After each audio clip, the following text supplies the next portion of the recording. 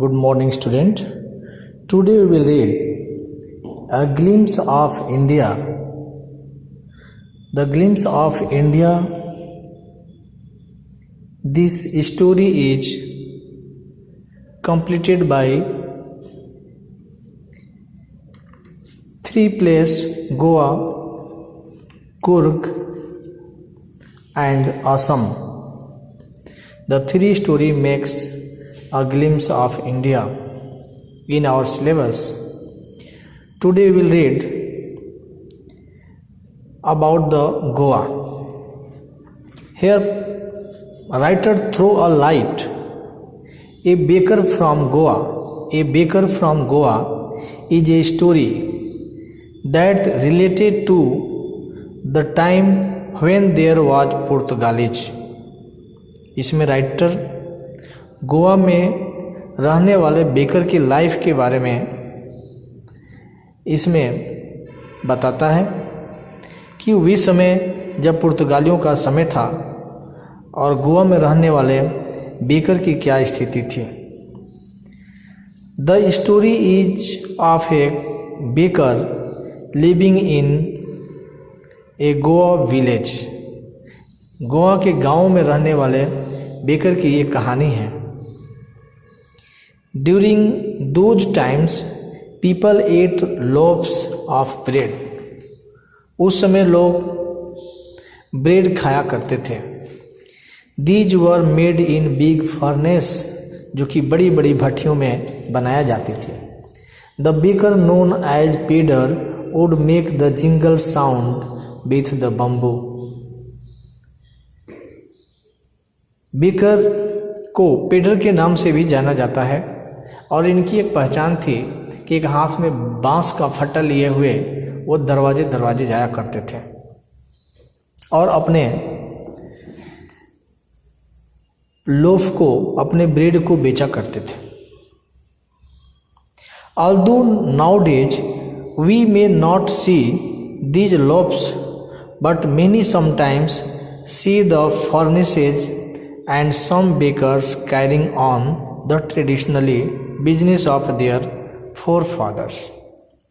इस समय गोवा में ब्रेड की बिजनेस करने वालों की संख्या कम हो गई है, लेकिन कहीं कहीं कुछ ऐसे भी लोग मिल जाते हैं जो अपने पूर्वजों के बिजनेस को आगे बढ़ाते रहते हैं।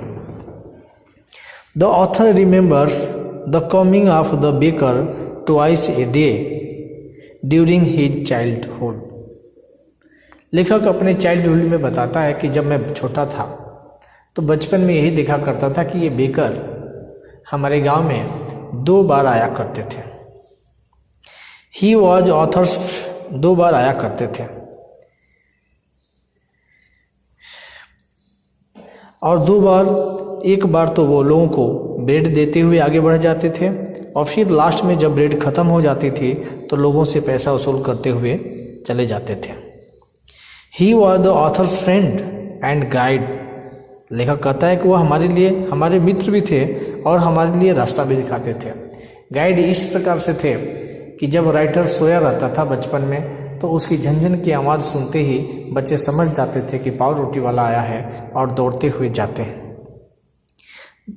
The maid servant in the author's house would buy loaves of the bread, which they ate with the tea. Writer कहता है कि ब्रेड खरीदने का काम हमारे घर के नौकरानियों का था, जो कि ब्रेड खरीदती थी, लेकिन हम भी उनके साथ हो लिया करते थे। उस समय ब्रेड का बहुत ही महत्व था। During those day bread was an important part of the any occasion, specially the sweet bread बोल। लेखक कहता है कि उस समय जब विशेष त्यौहार, विशेष उत्सव हुआ करते थे तो ब्रेड की बहुत डिमांड थी और विशेषकर कि बोल ब्रेड जो कि पूरे राउंड में होती थी, वो कभी कभी मीठी भी निकल जाती थी, उसको बहुत हम लोग खुशी खुशी खाते थे। Also the baker had the peculiar dress कबई। और उस समय जो बेकर हुआ करते थे उन्हें एक स्पेशल ड्रेस पहनना पड़ता था जिसको हम कबई कहते थे। It was a single piece of the frock that would reach of the knee. एक फ्रॉक होता था जो कि पैर के घुटनों तक रहता था। Baking was the profitable business at that time. उस समय बेकिंग का बिजनेस बहुत ही प्रॉफिटेबल था।